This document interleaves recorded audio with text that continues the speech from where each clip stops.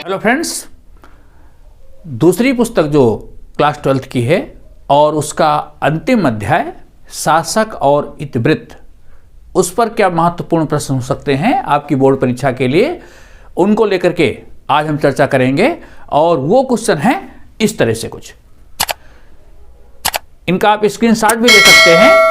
कुछ क्वेश्चंस के आंसर मैं आपके साथ बताऊंगा, बाद में भी उसको आप स्क्रीनशॉट लेकर के सुरक्षित कर सकते हैं। आइए देखते हैं कि कौन से महत्वपूर्ण प्रश्न हो सकते हैं।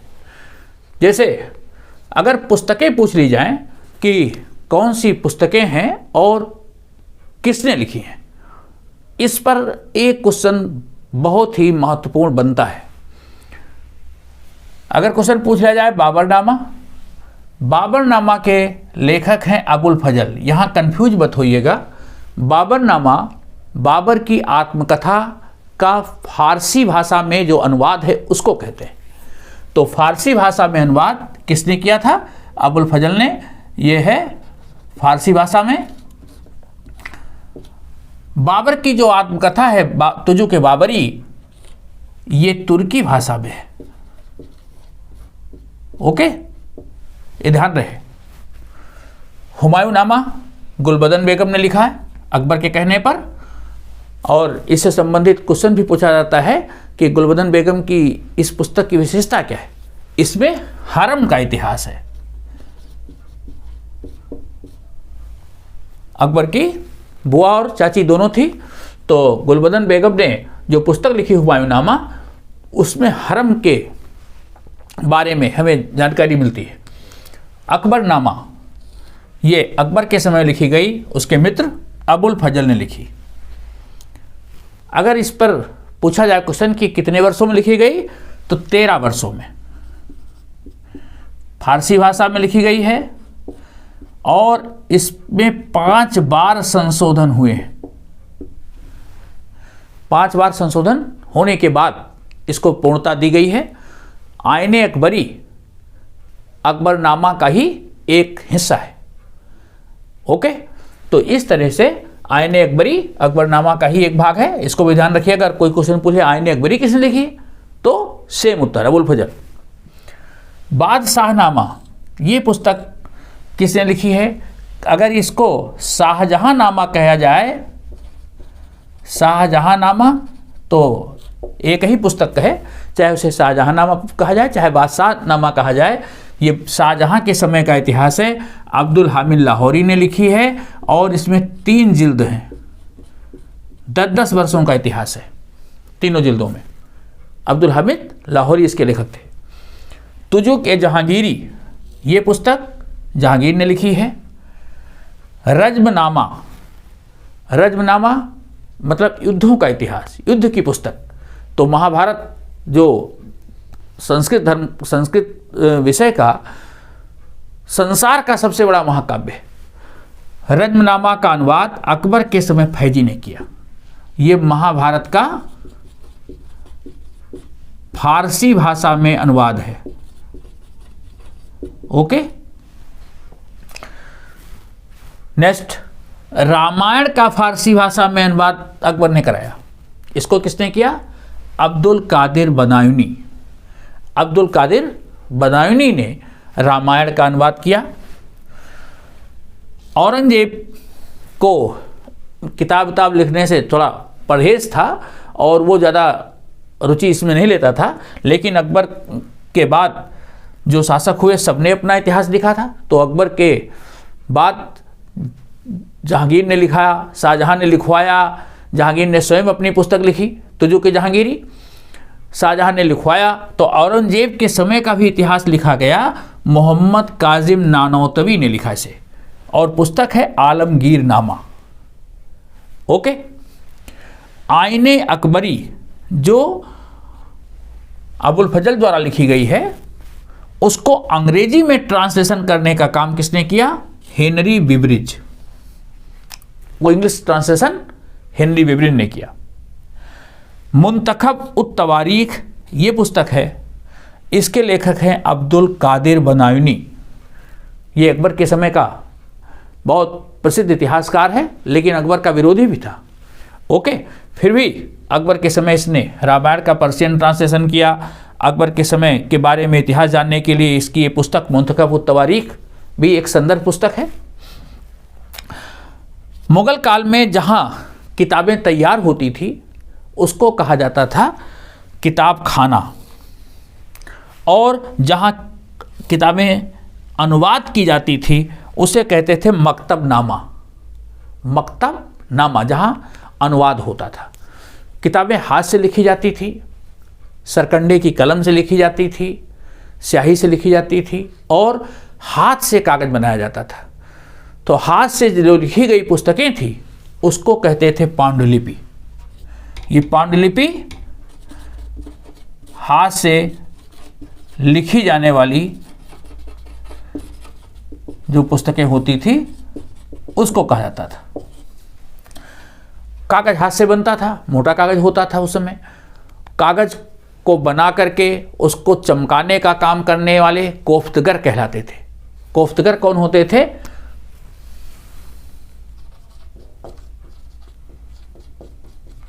जो कागज को चमकाते थे। कागज को बनाने के बाद खुरदरा होता था तो उसकी पॉलिश करते थे, तो कागज को चमकाने का काम करते थे।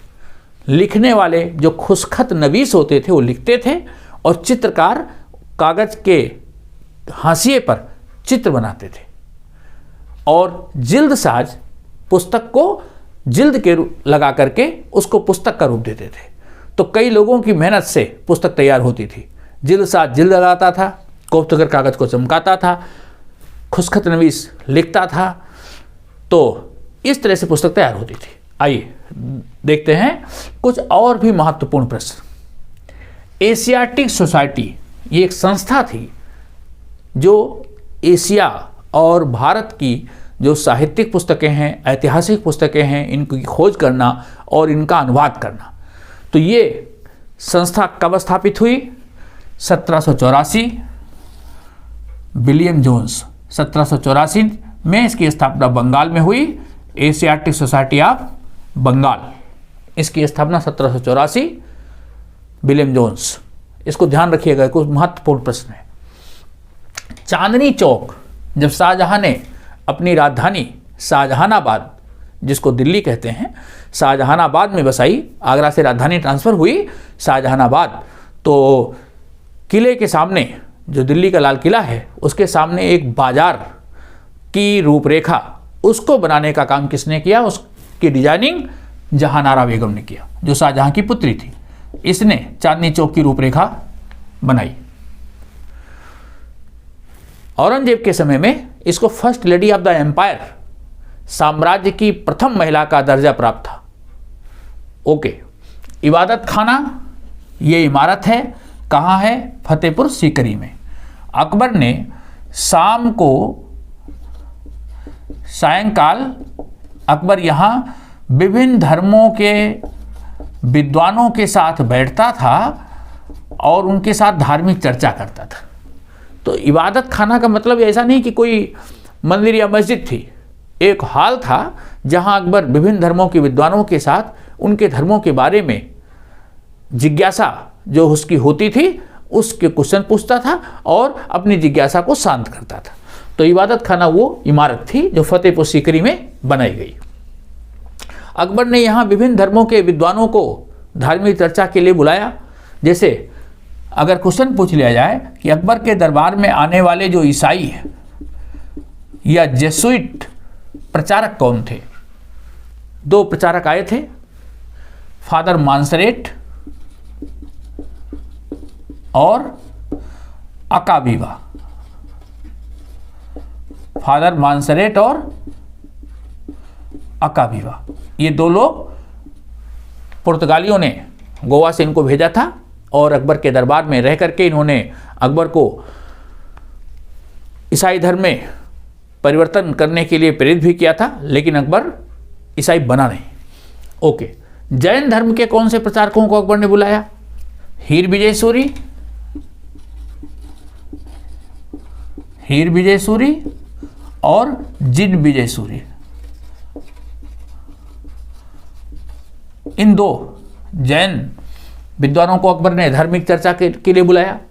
इसी तरह हिंदू धर्म के 2 विद्वानों देवी और पुरुषोत्तम, अकबर पढ़ा लिखा तो नहीं था, लेकिन वो इन्हीं विभिन्न धर्मों के विद्वानों के संपर्क में आने से वो विभिन्न धर्मों के बारे में उसकी जो है गहरी पैठ हो गई। उसने हर चीज़ धर्मों के बारे में सुनी समझी और इस नतीजे पर पहुंचा कि ईश्वर एक है, उसके रास्ते अलग अलग हैं, और इसीलिए उसने एक अलग धार्मिक सद्मार्ग स्थापित किया। उसको दीन इलाही या तौहीद इलाही के नाम से जानते थे।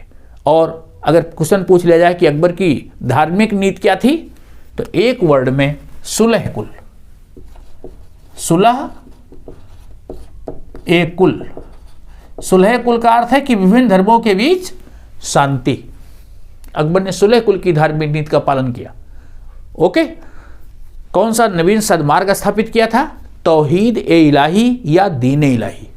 ओके, नेक्स्ट, अकबर की जो पसंदीदा लेखन शैली थी, जब किताबें लिखी जाती थी तो विशेष शैली में लिखी जाती थी और खुशखत नवीस उसको लिखते थे, जिनकी लिखावट बहुत अच्छी होती थी।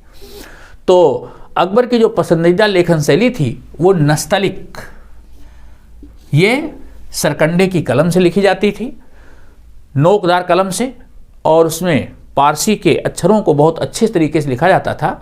वो अक्षर देख करके ऐसे लगता था कि उन अक्षरों में गति है, सपाट और प्रवाही ढंग की शैली थी। अकबर ने फारसी भाषा को राजभाषा घोषित कर दिया था, और उसके बाद मुगलों के समय जो दरबार का काम होता था वो सारा फारसी भाषा में होता था। हुमायूं जब फारस से वापस लौटा तो फारसी विद्वानों को अपने साथ लाया, फारसी कलाकारों को लेकर के आया। तो अकबर के समय भी फारसी भाषा का प्रभाव रहा और भारत और फारस के साथ संबंध इतने मजबूत हुए कि फारसी भाषा को भारत की भाषा बना लिया गया। ओके, बुलंद दरवाज़ा, ये भारत का सबसे बड़ा दरवाज़ा है। कहाँ है? फतेहपुर सीकरी में है। क्वेश्चन अगर पूछा जाएगा कि इसको कब बनवाया गया और किस उपलक्ष्य में बनवाया गया, तो इसे 1572 में बनाया गया और गुजरात विजय के उपलक्ष्य में बनाया गया। अकबर ने जब गुजरात विजय की तो उसके बाद चूंकि फतेहपुर सीकरी गुजरात के रास्ते पर पड़ता था, तो राजधानी के सामने प्रवेश द्वार के रूप में बुलंद दरवाज़ा बनाया गया। 1572 गुजरात विजय।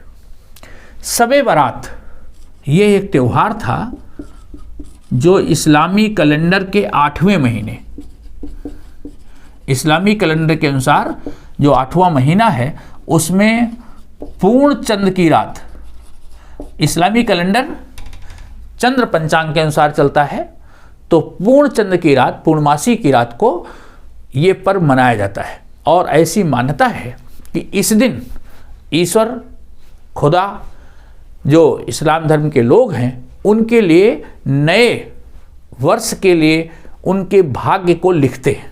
तो इस दिन ये लोग क्या करते हैं, जैसे हिंदू धर्म के लोग दीपावली मनाते हैं, इसी तरह इस्लाम धर्म के लोग अपने मकानों पर रोशनी करते हैं और ईश्वर की इबादत करते हैं। ओके, तो ये त्यौहार विशेष रूप से मनाया जाता था शब-ए बारात। चित्रकला को जादुई कला किसने कहा? अबुल फजल ने। इस्लाम में चित्रकला वर्जित है। अकबर को चित्रकला से विशेष प्रेम था। हुमायूं भी अपने साथ दरबारी चित्रकारों को फारस से लेकर के आया था। मीर सैयद अली और मंसूर ये 2 फारस से आए हुए चित्रकार थे हुमायूं के साथ। मीर सैयद अली और मंसूर, अकबर के समय चित्रकला विभाग की स्थापना कराई गई। ख्वाजा अब्दुस समद, ख्वाजा अब्दुस समद चित्रकला विभाग के प्रधान थे। और अकबर के दरबार में कई हिंदू चित्रकार भी थे। दसवंत, बसावन, मुकुंद, माधव ये हिंदू चित्रकार थे। तो ये हिंदू चित्रकारों और मुस्लिम चित्रकारों ने बहुत सी किताबों को चित्रित करने का काम किया। दरबारी व्यक्तियों के चित्र बनाए, शिकार के दृश्य के चित्र बनाए। तो जो उलेमा वर्ग था वो चित्रकारी का विरोध करता था। अबुल फजल ने चित्रकला को जादुई कला कहा और कहा कि चित्रकला तो भावों को और व्यक्त करती है, ईश्वर को जानने का एक अच्छा माध्यम है। उलेमा लोग विरोध करते थे कि चित्रकला ईश्वर की जो सृजनात्मक शक्ति है उसको अपने हाथ में लेने का प्रयास है, लेकिन अकबर ने, अबुल फजल ने उनको समझाया कि ये ईश्वर की सृजनात्मक शक्ति को हाथ में लेने का प्रयास नहीं है, बल्कि ईश्वर को समझने का प्रयास है। क्योंकि कोई भी चित्रकार चित्र में जान नहीं डाल सकता, हूबहू तो बना सकता है लेकिन चित्र में जान नहीं डाल सकता। जान देने का काम ईश्वर का है, वो बड़ा है। तो इस तरह से ईश्वर की ओर समझ विकसित होती है। तो चित्रकला को जादुई कला अबुल फजल ने कहा था।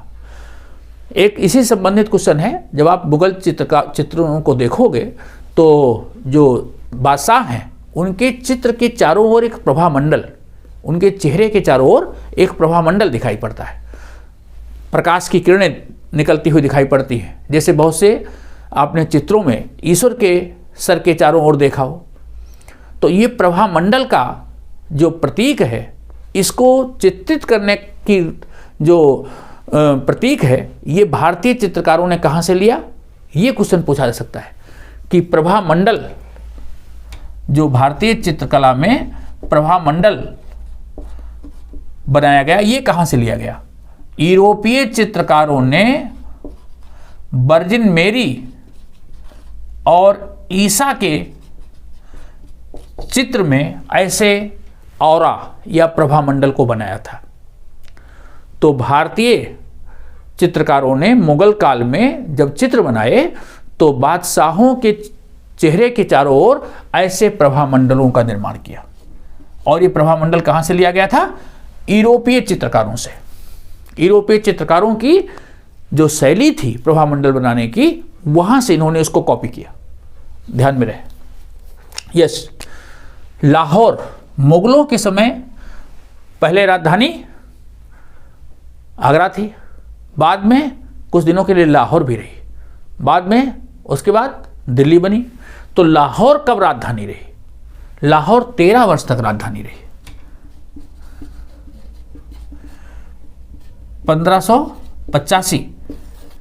1585 में क्या हुआ कि जो पश्चिमी सीमा थी, जो आज का पाकिस्तान का इलाका है, उधर कुछ वो पठान जो थे उपद्रव कर रहे थे। तो पश्चिमी सीमा पर अस्त व्यस्तता थी। तो अकबर जो है 13 वर्ष तक लाहौर में उसने कैंप किया और लाहौर को ही राजधानी बना के रखा, जिससे कि उस विद्रोह को शांत किया जा सके। ओके, शब बारात क्या है ये भी मैंने बताया कि इस्लाम धर्म का एक त्यौहार है जो कि मुगल दरबार में प्रमुखता से मनाया जाता था। इस्लामी कैलेंडर के 8वें महीने में होता था। मुगल दरबार के त्योहारों में शब बारात होता था, एक ये त्यौहार मनाया जाता था। एक त्यौहार होता था नौरोज। नौरोज ये 9 दिन तक चलने वाला त्यौहार था। और ये त्यौहार मनाया कब जाता था? बसंत के समय में। बसंत के समय में, बसंत आगमन पर यह त्यौहार वैसे जो था मुख्य रूप से ये पारसियों का त्यौहार था, पारसी त्यौहार था, ईरान के लोगों का त्यौहार था। तो चूंकि मुगलों के और ईरानियों के संबंध इतने मधुर थे, तो ये लोग उनका एक त्यौहार भी प्रमुखता से मनाते थे। मुगल दरबार में उस समय खूब रोशनी की जाती थी, साज सज्जा की जाती थी, और पारसी लोग अग्नि की पूजा करते हैं।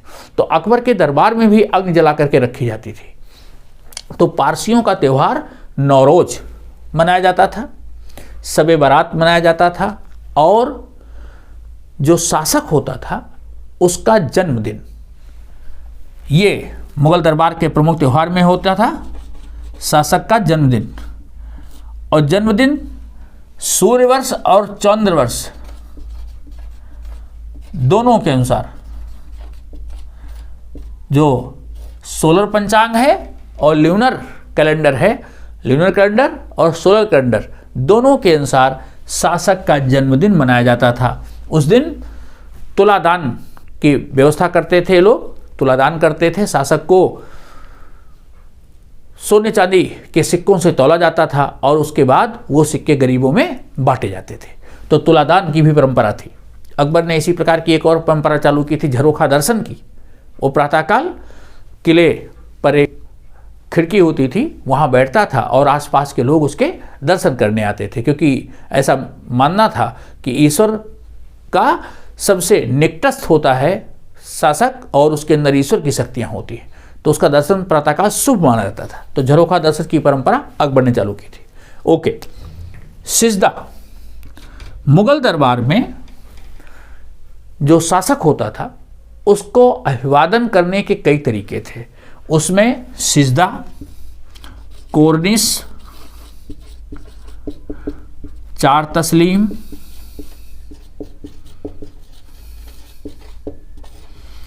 जमीबोसी, ये मुख्य थे। कोर्निश झुक करके अभिवादन करना, एक हाथ कमर पर झुक करके अभिवादन करने का तरीका, ये कोर्निश है। उसके बाद सिजदा, घुटनों के बल बैठ करके, जैसे हम आप मंदिर में जाते हैं, मत्था नवाते हैं या मुस्लिम नमाज पढ़ते हैं घुटनों के बल बैठ करके, तो वो सिजदा था। चार तस्लीम, इसको शाहजहां के समय में चालू किया गया। व्यक्ति पूरी तरह से झुकता था और अपनी हथेली जमीन पर रख करके 4 बार वो अपनी हथेली को सर में लगाता था, वो 4 तस्लीम था। जमीबोसी, पूरी तरह से दंडवत लेटना, सम्राट के चरणों में पूरी तरह से लेट जाना। अगर क्वेश्चन पूछा जाए कि अगहा कौन होती थी, मुगल शासनकाल के समय में जो बादशाह की पत्नियां होती थी उनकी अलग अलग श्रेणी थी, बेगम, अगहा और अगाचा। बेगम कुलीन पत्नियां होती थी, जो कुलीन घरों से होती थी, शाही परिवार की होती थी। उनका जब विवाह होता था तो मेहर की रकम निश्चित होती थी, अपने साथ वो दहेज आदि लेकर के आती थी। और ऐसी पत्नियां जो कि अकुलीन होती थी, मतलब शासकीय परिवारों से नहीं होती थी, ना उनके विवाह के समय में मेहर की रकम निश्चित होती थी, उनको अगहा कहते थे। ठीक। दूसरा क्वेश्चन है कि तीर्थ यात्रा कर और जजिया कर ये कब अकबर ने समाप्त किया। ये क्वेश्चन बहुत ही इंपॉर्टेंट क्वेश्चन है, हमेशा पूछा जाता है। 1563 में तीर्थ यात्रा कर अकबर ने समाप्त किया और 1564 में जजिया कर समाप्त किया। हिंदुओं के ऊपर ये दोनों कर लगाए जाते थे। अगर कोई हिंदू तीर्थ यात्रा करने जाता था तो उसे टैक्स देना होता था, या जो गैर मुस्लिम लोग थे वो इस्लामिक राज्य में रहते थे तो उन्हें कर देना होता था। तो ये दोनों कर अकबर ने हटा दिए 1563 और 64 में, ध्यान रहे। मनसबदार कौन होते थे? अकबर ने मनसबदारी प्रथा चालू की सैन्य संगठन के लिए। जो सेना के गठन के लिए अकबर ने व्यवस्था चालू की थी, मनसबदारी व्यवस्था। मनसब का अर्थ है पद, जिसको ये पद दिया जाता था उसे मनसबदार कहते थे।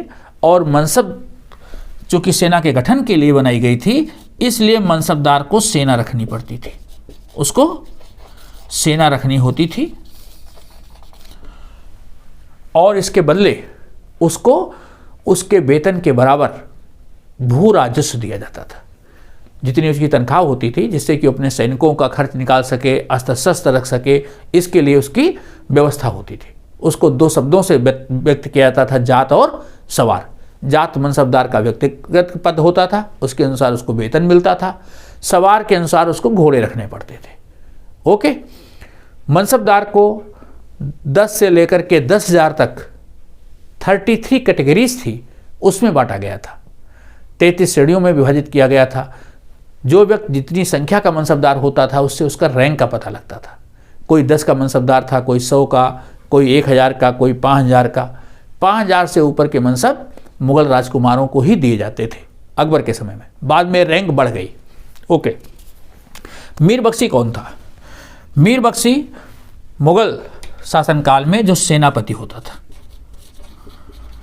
ये बहुत महत्वपूर्ण अधिकारी होता था। मुगल दरबार में किसी भी व्यक्ति की जो नियुक्ति होती थी, उसकी नियुक्ति का आदेश, उसको वेतन कितना दिया जाएगा, इसका निर्धारण मीर बख्शी के कार्यालय से ही होता था। ध्यान रहे, अगर क्वेश्चन पूछ लिया जाए कि मुगल दरबार में किसी व्यक्ति की नियुक्ति का आदेश कहाँ से निकलता था, तो मीर बख्शी के कार्यालय से। ओके। दीवान, ये मुगल दरबार में आय व्यय का लेखा जोखा रखने वाला व्यक्ति होता था। मीर बख्शी और दीवान दोनों बड़े महत्वपूर्ण अधिकारी होते थे। तो दीवान एक प्रकार से वित्त मंत्री होता था। राज्य की कितनी आमदनी है, कितना खर्च है, उसका सारा हिसाब किताब दीवान रखता था। ओके। केंद्र में एक और अधिकारी होता था सद्र सुदूर।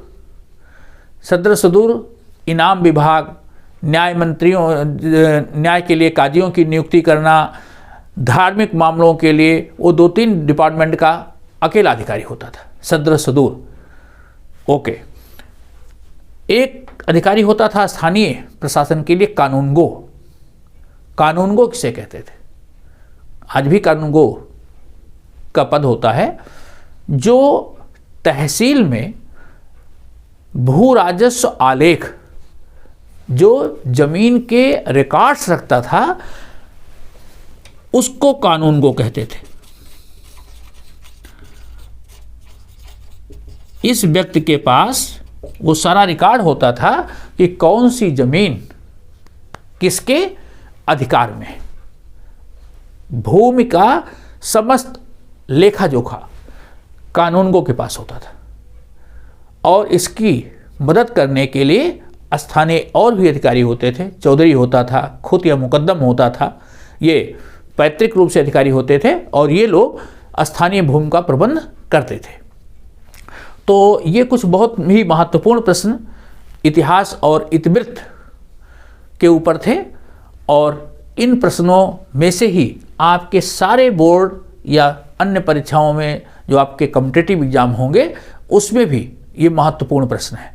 तो इनको आप हमेशा के लिए एक स्क्रीनशॉट ले लें, जिससे कि आप उसको किसी भी परीक्षा में आप बैठने जा रहे हैं तो एक सरसरी निगाह से आप इनको देख करके जाएंगे। निश्चित ही किसी भी परीक्षा में इस सेशन में से 2-4 क्वेश्चन आपसे पूछे ही जाएंगे। अगर मुगल पे क्वेश्चन आता है तो निश्चित ही इन्हीं प्रश्नों में से आएंगे। आपको मित्रों वीडियो कैसा लगा अपनी प्रतिक्रिया भी देंगे और अपने मित्रों को भी शेयर करें, चैनल को सब्सक्राइब भी करते रहें।